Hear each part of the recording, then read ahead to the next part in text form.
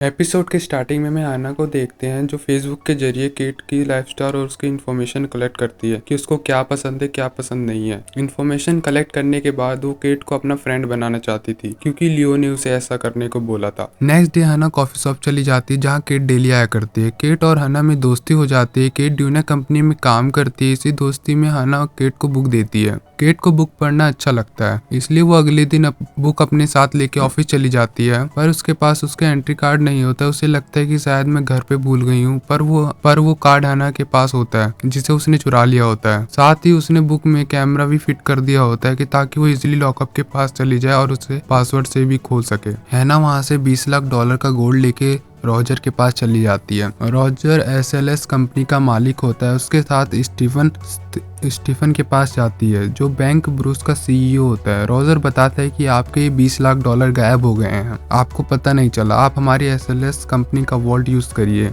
और अपने portfolio bond, वहाँ कुछ भी आपका चोरी नहीं हो सकता। स्टीफन बताता है कि ड्यूकन मेरा बहुत अच्छा फ्रेंड है, जिसपे रॉजर बताता है कि आपके पैसे बहुत लोगों की नज़र में हैं। आपके लिए अच्छा हो कि आप SLS कंपनी में अपने पोर्टफोलियो और बॉन्ड को रखें। हम स्टैन को देखते हैं जो अपनी लाइफ से काफ़ी परेशान होता है। उसको अपनी मॉम की आंखों का ऑपरेशन कराना होता है। स्टैन एक स्टोर में काम करता है।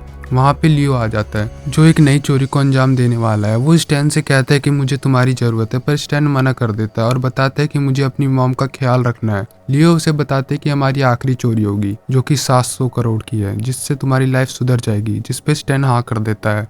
लियो स्टैन को बताते कि हमें SLS कंपनी में चोरी करनी है। कुछ दिनों में 700 करोड़ के बॉन्ड यूरोप से यहाँ आने वाले हैं।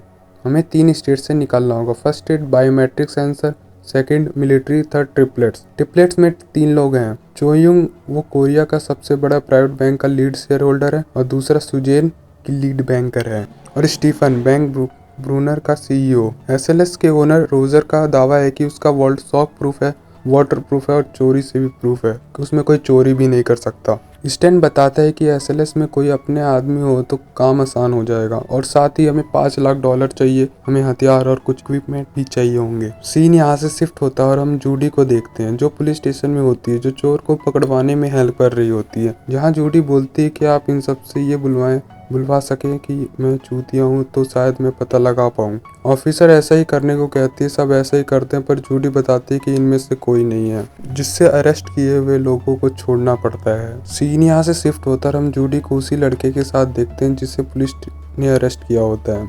उसका नाम बॉब होता है। वो दोनों चोर होते हैं जो ज्वेलरी शॉप में चोरियां करते हैं। जूडी देखता है कि उस बार में स्टैन भी आया है। बॉबी जूडी स्टैन से मुलाकात करता है। इसी दौरान स्टैन उन्हें चोरी के बारे में बताते हैं कि ये हमारी आखिरी चोरी होगी। हमें बातों से पता चलता है कि जूडी को फेंटेल डेरिवेटिव्स का एक्सपीरियंस है और बॉब को लॉकअप खोलने का। यहाँ से लियो एवा के पास जाता है और बोलता है तुम्हें कुछ फेक अकाउंट बनाने हैं। इसी के साथ एवा लियो को गन दिखाती है और बोलती है कि माना हमें बिना खून खराबे के काम करना है, पर इसे रखना जरूरी है, हमें कभी भी जरूरत पड़ जाए। जिस पे लियो बताते कि हमें ड्राइवर की भी जरूरत है। डैडी जी पिछले साल ही पकड़ा गया। वो ड्राइवर को ढूंढते हैं जिन्हें RJ मिलता है। RJ को अपनी टीम में शामिल कर लेते हैं। लियो टीम का बजट बनाता है जिसमें उनका बजट बैठता है $3,50,000, पर लियो पे पैसे नहीं होते, जिसपे सब काफी निराश हो जाते हैं। बॉब बताते हैं कि क्यों ना हम डायमंड चोरी करें, जिससे हमारा बजट भी बन जाएगा। लियो बताते हैं कि हमारे पास कोई और चारा नहीं है, हमें यही करना पड़ेगा। नेक्स्ट डे सब डायमंड वे पर पहुंच जाते हैं। जूडी जाके गार्ड का पता लगाती है और कॉल पे बताती रहती है कि कौन गार्ड है, कौन नॉर्मल पीपल है। वो डस्टबिन में बॉम्ब भी रख देती है और वहाँ से वैन पे चली जाती है।